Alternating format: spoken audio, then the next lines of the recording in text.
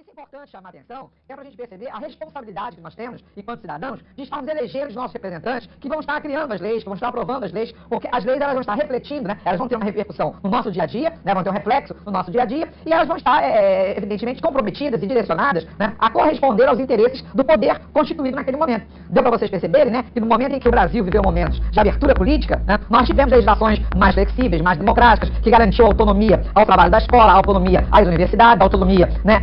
Ao trabalho do professor, né?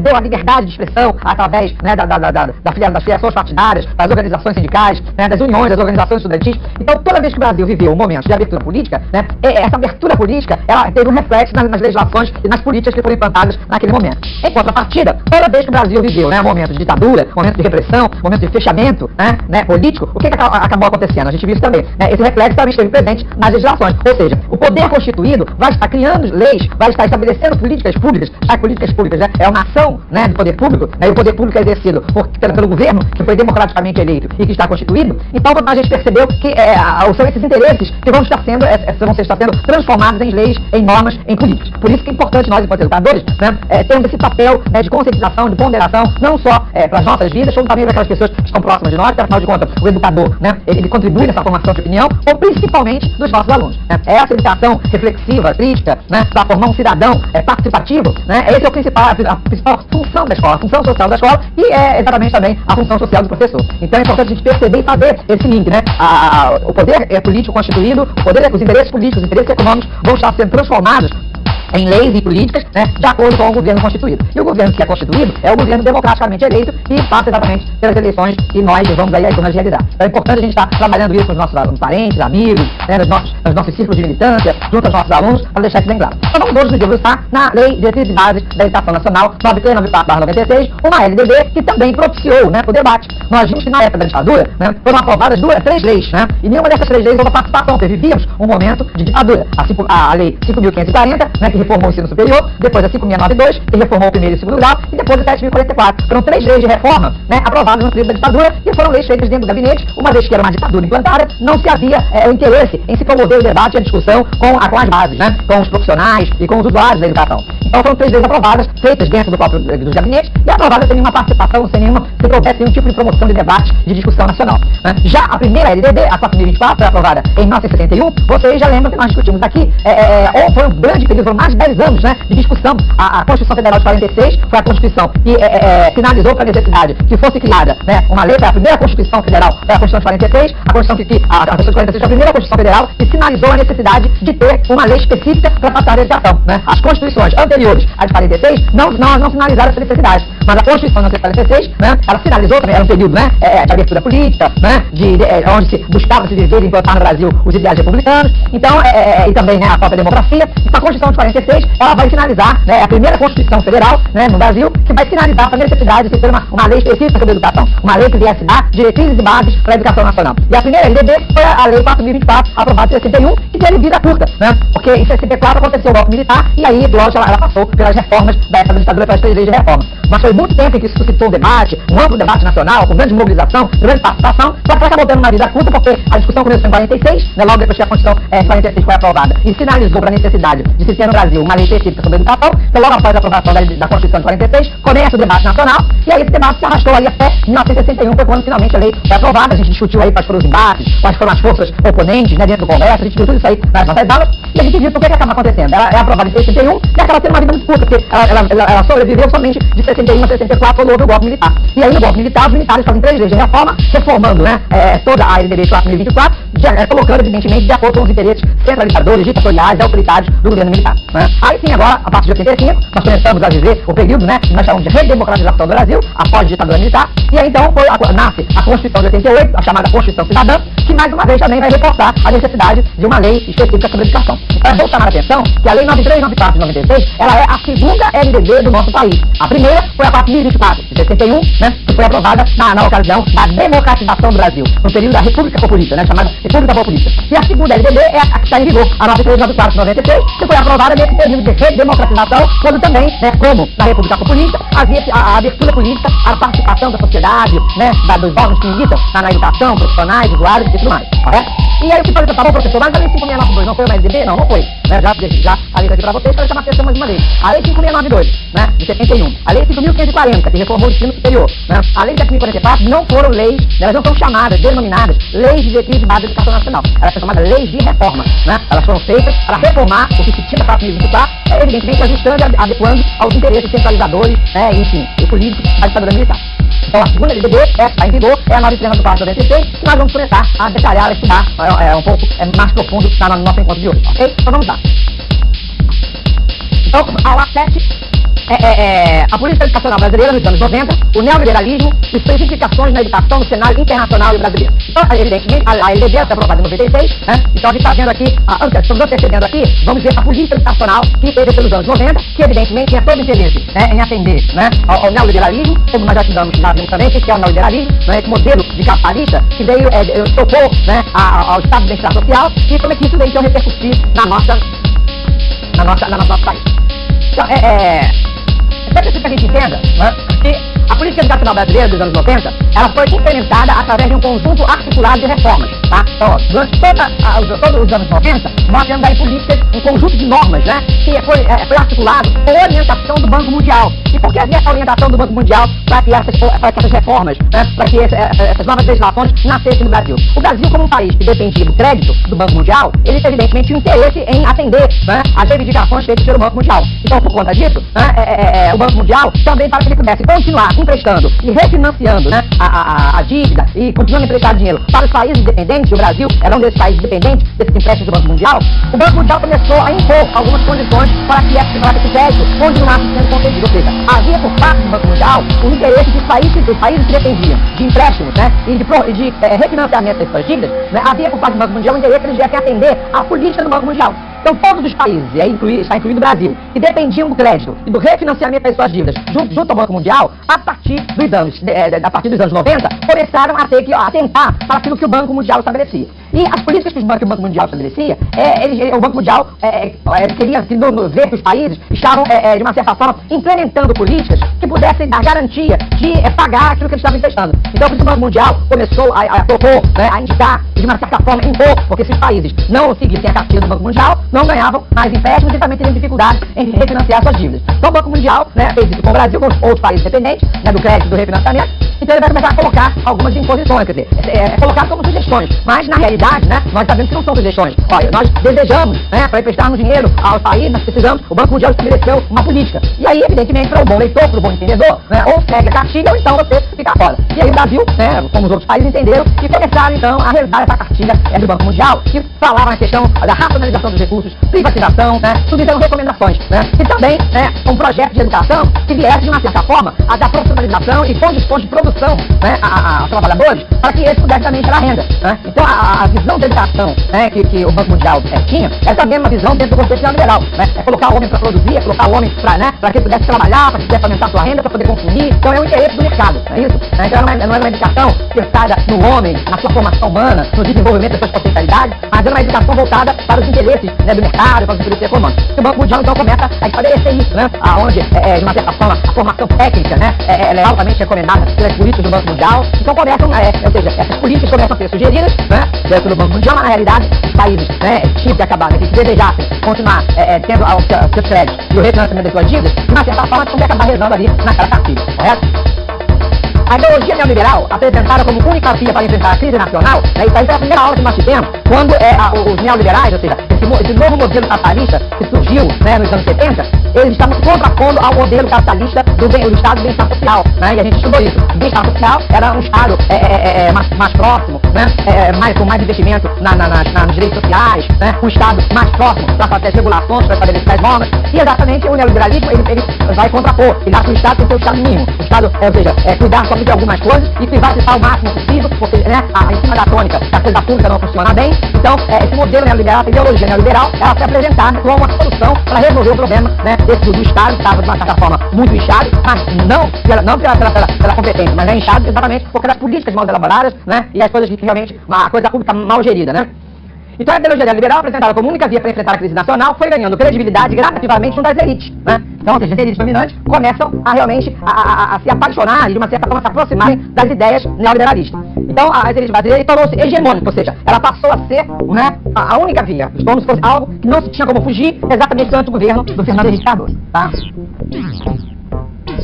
Continuando, nós vamos, o Grupo Banco Mundial, né, ele compreende, vamos ver aqui o Banco Mundial, quais são as instituições que compreendem o Banco Mundial. O Banco Internacional de Reconstrução e Desenvolvimento, que é o BID, né, isso é um dos elementos que compõe, uma das instituições que compõem o que nós chamamos de Banco Mundial, tá? A Corporação Financeira Internacional, né, a IFC, é isso? O Organismo Multilateral de Garantia de Investimentos. Tudo isso aqui são instituições que reunidas formam o Banco Mundial. A Associação Internacional de Desenvolvimento, né, a outra instituição aqui. E o Centro Internacional para a Resolução de Disputas sobre Investimentos. Então, esse conjunto de instituições, esse conjunto de instituições, forma o que nós chamamos de Banco Mundial. E, evidentemente, a quem pertence a essas instituições? Aos países ricos, né? Ou seja, a elite, né, europeia dos países da Europa, Estados Unidos, ou seja, as grandes representações do Banco Mundial é dominado por esses países ricos que querem continuar ricos, porque exatamente essa é a política que eles acabam implementando através do Banco Mundial. Os países ricos querem continuar ricos, né? E querem, de uma certa forma, ajudar aos países menos favorecidos para que eles tenham para quem vender. Né? Mas a ideia é de manter os seus padrões de riqueza. Né? E é por isso que eles acabam impondo as suas políticas. Bom, o poder de decisão dos países no Banco Mundial e no FMI não se dá através do voto individual de cada país. É evidente que não. Eles têm que arrumar uma forma de manobrar e de controlar isso na mão dos países ricos. Então, como é que é feito, como é que as decisões são tomadas no Banco Mundial? Elas são tomadas em função do capital depositado por cada um deles. Os países que depositam mais dinheiro no banco são aqueles países que, porque evidentemente, vão estar tomando as decisões. Sendo assim, desde a fundação do Banco Mundial até hoje, existe uma divisão entre, né, a elite dos países europeus, né, então Europa e Estados Unidos. De modo que sempre o presidente do Banco Mundial é um americano e do FMI indicado pela União Europeia, que a União Europeia também é uma união aí, onde os países mais privilegiados, mais favorecidos da Europa, realmente tomam parte. Então vocês podem ver que a ideia do Banco Mundial, né, é um banco que tem representação de todos os países do mundo, porém, esse banco é uma instituição financeira de ajuda aos países. Na realidade, essa ajuda, a gente pode fazer uma leitura e uma análise crítica, né, das políticas que esse banco estabelece. Na realidade, é como eu já falei anteriormente, é o interesse de manter, né, os países que são ricos, né, e muito bem desenvolvidos, manterem-se nessa posição. E, de uma certa forma, ajudar aos países mais pobres para que eles tenham alguma condição de estabelecer, de comprar, de estabelecer relações. Então, na realidade, é o interesse de manter a hegemonia daqueles países que já controlam e que já são, né, ricos e favorecidos, né, pela própria política neoliberal, que é uma política que realmente, através do Banco Mundial, ela vem sendo implantada na maior parte do mundo, correto? Continuando,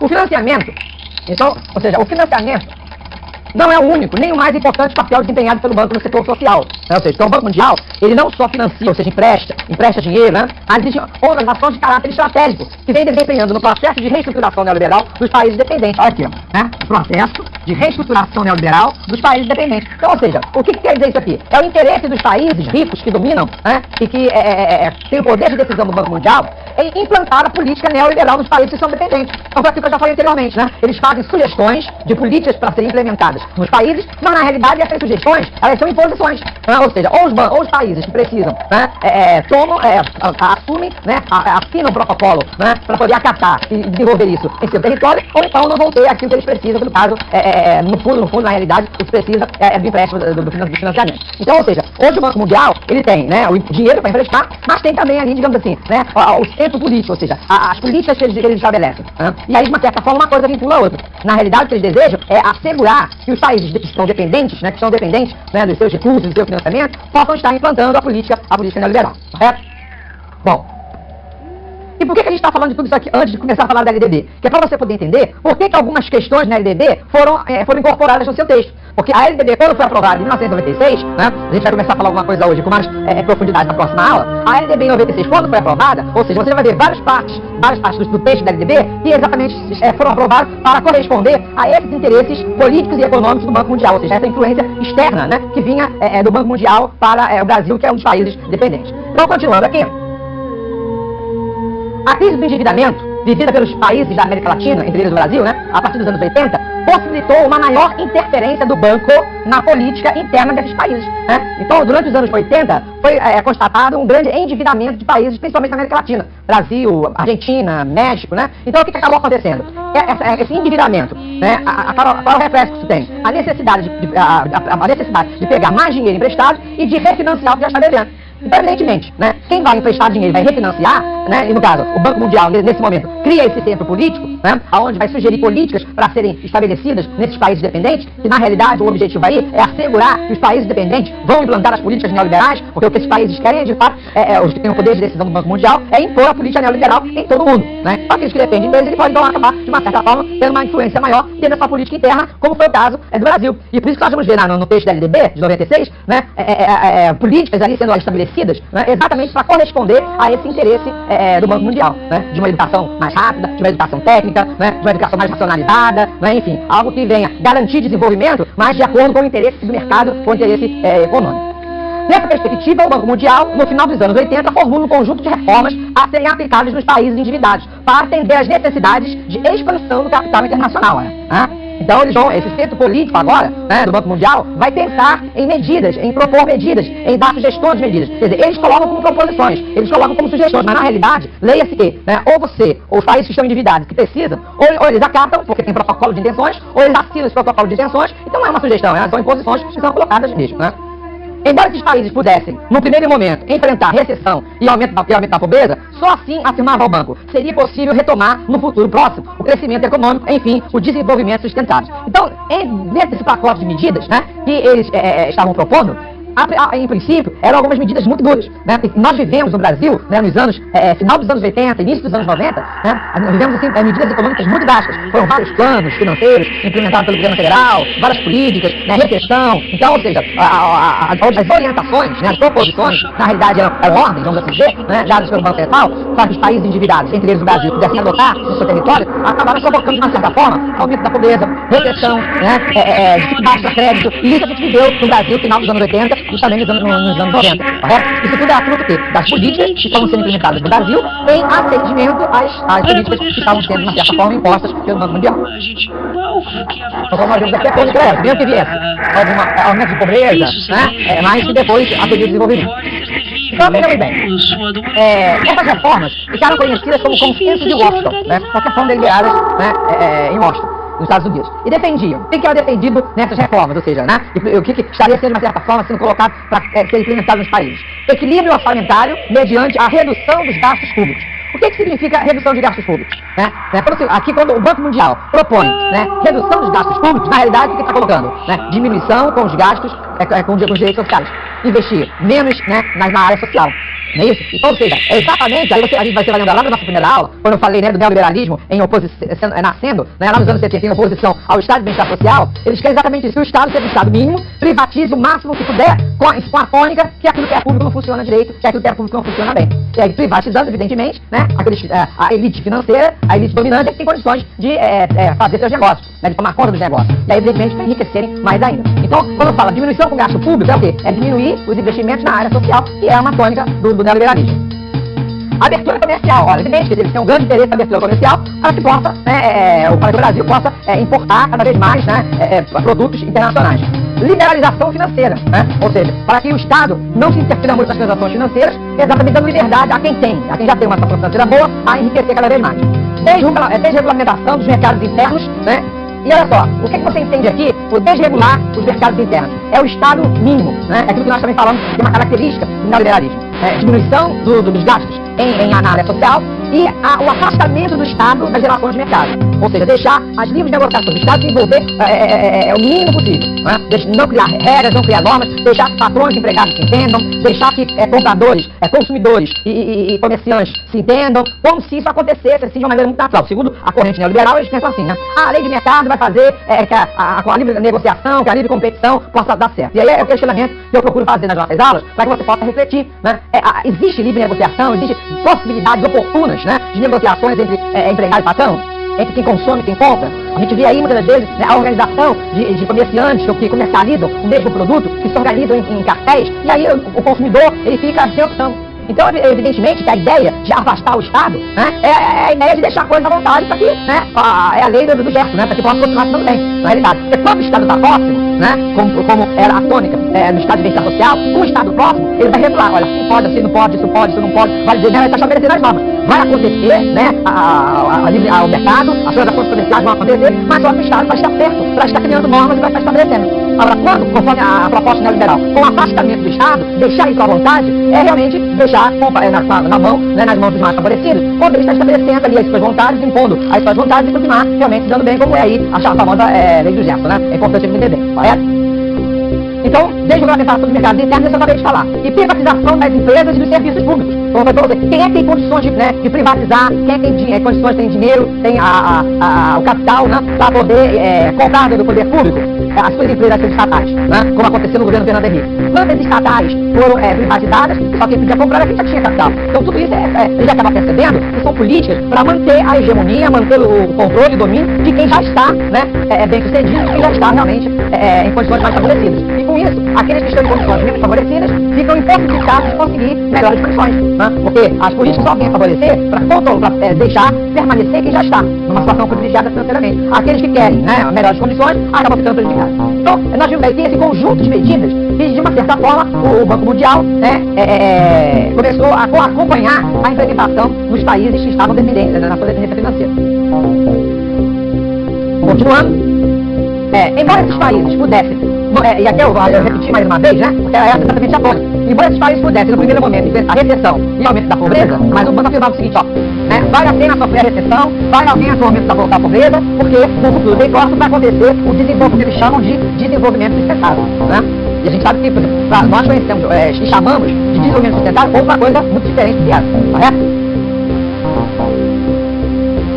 Após todos esses anos, os países periféricos que sofreram um ajuste neoliberal imposto pelos organismos internacionais, né, e aqui eu já uso o termo, né, aprofundaram cada vez mais sua crise de endividamento. Porque, na realidade, né, vou fazer para vocês, a própria história mostrou isso, que só as sugestões que foram dadas para que os países viessem a superar, né, o endividamento, só favoreceu quem já estava rico, que continuou rico, quem já tinha uma condição privilegiada e que continuou nessa condição, porque aqueles países que seriam alcançados e beneficiados continuaram realmente endividados e sem condições de superar essa crise econômica estabelecida, principalmente nos anos 80.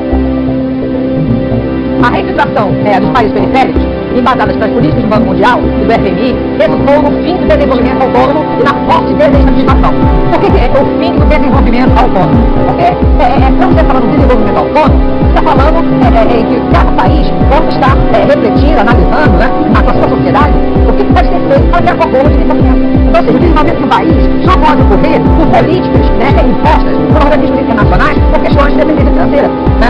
O crescimento, a aceleração da economia, o desenvolvimento econômico do país tem que acontecer fruto, né, de propostas, projetos, né, políticas que são nascidas e concebidas dentro do próprio país. Então isso a gente chama de um desenvolvimento autônomo. Na realidade, o Banco Mundial quis impor medidas, pacotes de medidas, e aí os países têm realidades diferentes. E o que acabou acontecendo, né, com esse pacote de medidas que, segundo o Banco Mundial, visava, né, ajudar os países a sair do endividamento, né, e a crescerem economicamente. O que aconteceu é que eles ficaram mais endividados, acabaram contraindo mais dívidas e aí, como diz aí popularmente, o tiro saiu pela culatra, né? Então, ou seja, não se viu que essas propostas não atingiram, as propostas feitas pelo Banco Mundial não atingiram pelo menos a finalidade que eles diziam, né?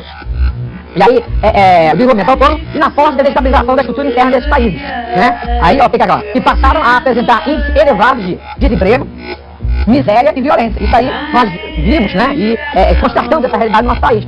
Como o índice de desemprego, de miséria, de violência cresceu. Exatamente por quê? Porque, seguindo a cartilha do Banco Mundial, o país deixa de investir na área social, começa a privatizar, cai na lógica da privatização. Então, evidentemente, o que isso mostra, o que a história mostra pra gente, é que políticas como essas são políticas de manutenção, para manter quem já está mais favorecido, economicamente favorecido, manter essa posição, que não ajuda quem está embaixo a subir, muito pelo contrário, mantém quem está embaixo e, de uma certa forma, até em condições decrescentes, correto? Então, nós vimos miséria, violência, desemprego, são coisas que estão associadas, estão interligadas, né? O desemprego, muitas das vezes, vai né, ter reflexo lá, gerando violência, né? A miséria gera violência, quando a pessoa não sabe lidar, né, com essas condições, enfim, então acaba gerando violência. Então são coisas que estão interligadas e foi o que a gente viu assim aumentar. Na realidade, o que aconteceu com a implantação dessas políticas propostas pelo Banco Mundial foi exatamente o empobrecimento, né, aumento do desemprego, da miséria e da violência nos países periféricos. Continuando, o sentido de política social focalizado na pobreza, expresso nos documentos do Banco Mundial, reflete uma concepção de atendimento mínimo para aqueles que não podem adquirir esse serviço no mercado, o que vai romper com o princípio da igualdade de direitos, luta histórica do movimento popular. Então vejamos, né? As propostas do Banco Mundial, de uma certa forma, são propostas que para reduzir a pobreza, vai cair no sistema de um atendimento mínimo, né? E exatamente as camadas mais pobres, né?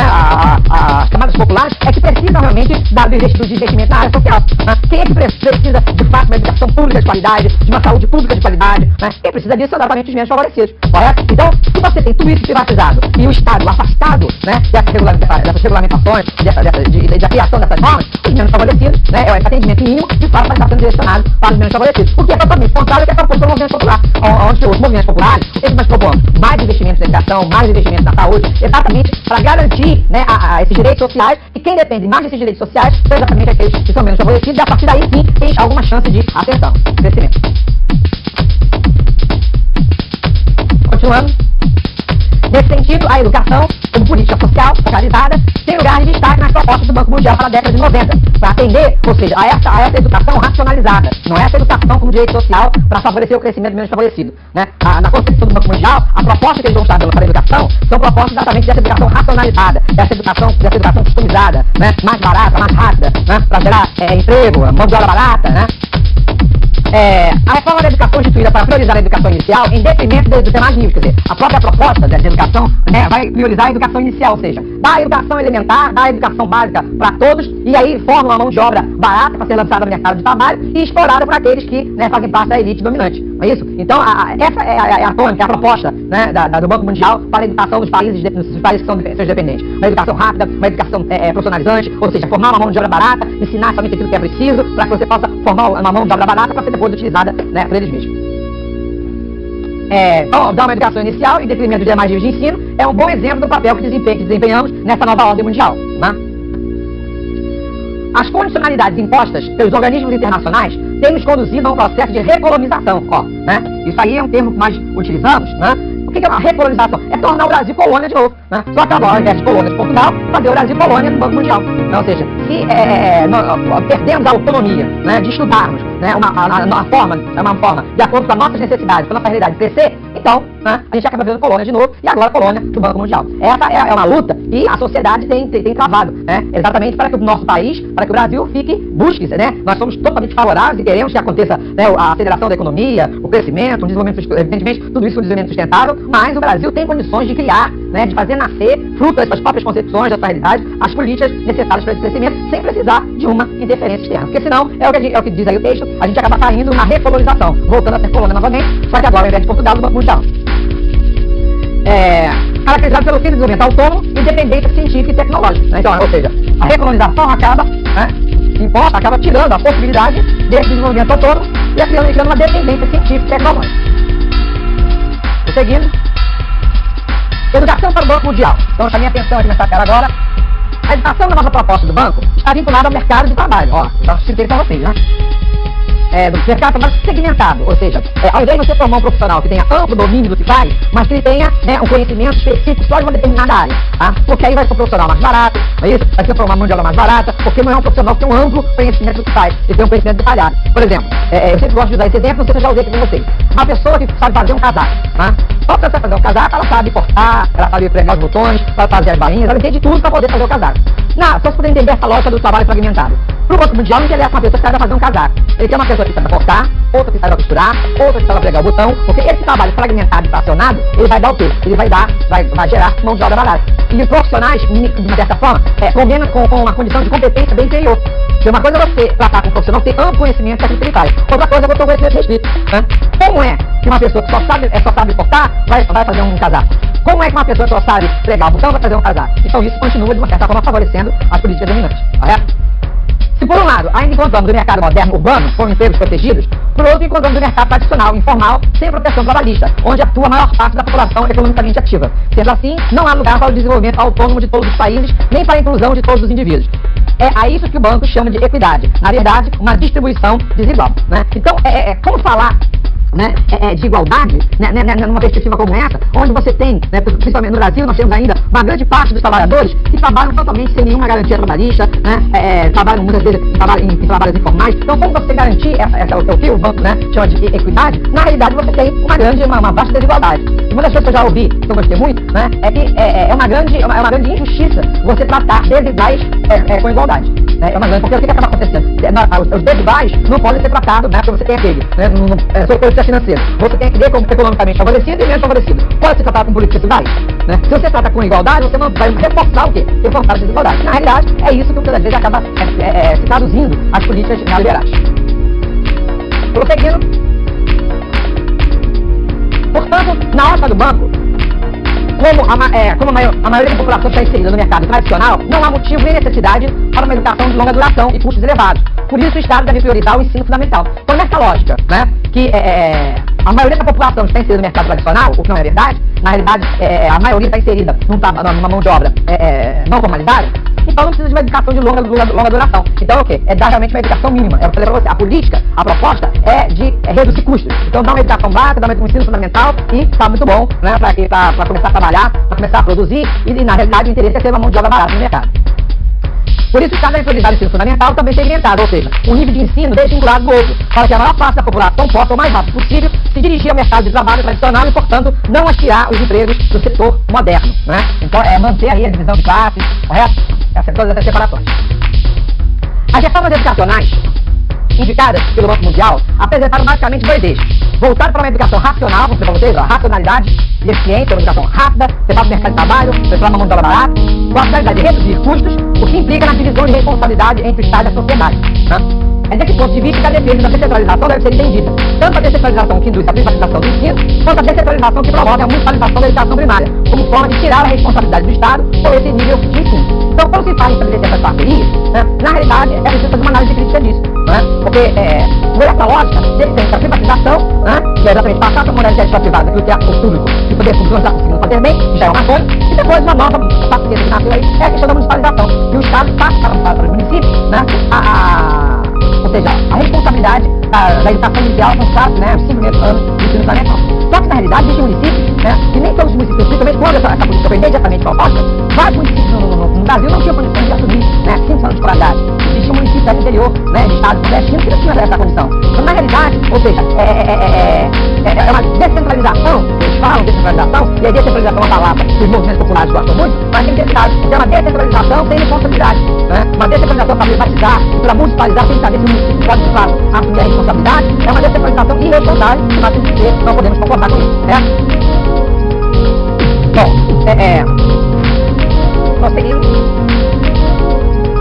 Voltado para a qualidade do ensino.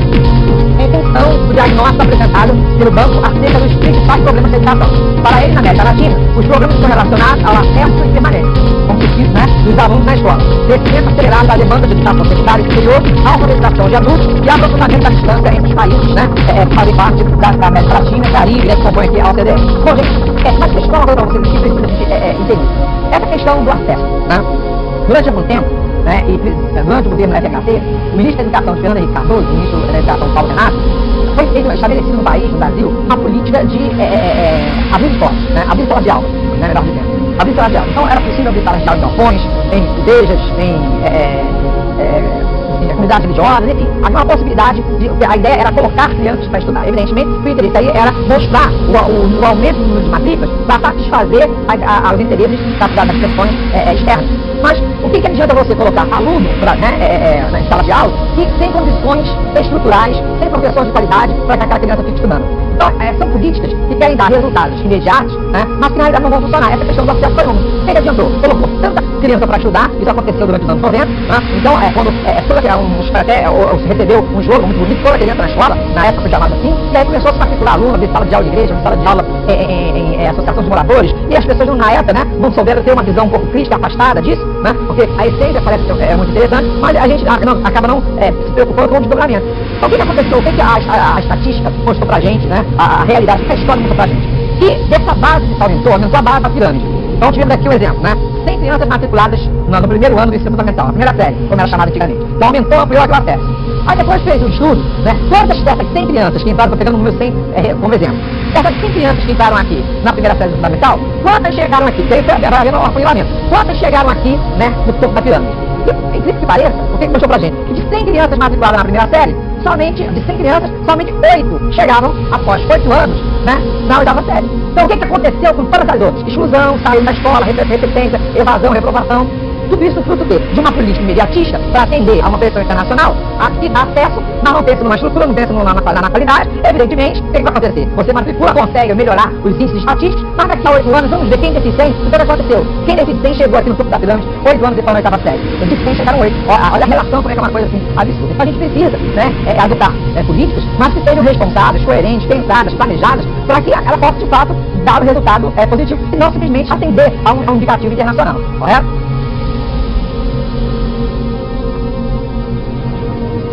No Brasil, o Banco Mundial ampliou sua atuação a partir da década de 80 com maior volume de empréstimos, né, vinculados à interferência na elaboração de projetos educacionais, como do rural, no Nordeste, né? E na década de 90, com a incorporação das recomendações provenientes das conferências internacionais de 90, na Tailândia, né, no Plano Decenal Brasileiro da Educação, que vamos verificar de fato a importância que esse organismo internacional assume na política educacional brasileira. Então, a gente pode dizer que toda essa produção, né, que aconteceu no Brasil, nos anos 90, a própria LDB, o Plano Decenal de Educação, enfim, todas essas políticas educacionais que foram estabelecidas nos anos 90, de fato, foram visando atender, né, as políticas impostas pelos organismos internacionais, o Banco Mundial. A educação ocupou um papel relevante na reforma do Estado brasileiro. Para tanto, o primeiro governo da FHC, 95 e 98, sofreu uma profunda reformulação, tomando como base o conceito de equidade social da forma que aparece nos estudos produzidos pelos organismos internacionais ligados à ONU e promotores da Conferência de Joint. Então, o que acontece? A educação, ela tomou um papel relevante, mas um papel de relevância no sentido de estar atendendo às políticas estabelecidas, né, pelo Banco Mundial. A política neoliberal, ela foi assim incorporada e totalmente concebida, né, no governo Fernando Henrique, né, e entre elas as políticas referentes à questão da educação. E aí eu volto a falar para vocês, que ideia de educação é essa que o Banco Mundial tem? Uma educação rápida, racionalizada, de curta duração, para produzir, né, dar o conhecimento básico e colocar, né, depois logo no mercado de trabalho para se transformar numa mão de obra barata, correto? Podemos identificar que a política educacional do modelo de Estado capitalista, implantada no Brasil de forma dominante a partir do governo FHC, tem na municipalização da educação, né, como eu falei para vocês, essa municipalização, de uma certa forma, colocada como descentralização, mas na realidade não foi fruto de uma avaliação de possibilidade, de responsabilidade, só acabou sendo de uma forma, em alguns municípios aconteceu de forma extremamente irresponsável, né? E no Fundef, que depois transformou em Fundeb, e nós vamos ter uma aula especialmente sobre isso aqui, sobre o financiamento da educação. Então, tanto na municipalização quanto no Fundef, o Fundef era o quê? É exatamente para uma educação de uma certa forma racionalizada, né? Com diretrizes orçamentárias estabelecidas. E municipalização com essa questão da descentralização, correto? Com essa descentralização, o Estado repassa a responsabilidade do investimento na educação para outros setores da sociedade, porém a formulação e o controle da aplicação dessa política são altamente centralizados, o que não permitiu a participação da sociedade na sua elaboração. Né? Então, uma descentralização só de responsabilidade, né, e não, muitas vezes, também está aproveitando e participando daquilo que que cabe também no momento de descentralização, correto? Bom, pessoal, então, com isso, nós estamos, então, terminando esse nosso 7º encontro, e depois, então, eu vou fazer para vocês, né? Vamos fazer um estudo mais profundo na LDB, né? E a gente vai ver, então, como é que vários trechos da LDB foram pensados e aprovados em atendimento a essas políticas recomendadas pelo Banco Mundial, ok? Um grande abraço, até o próximo encontro.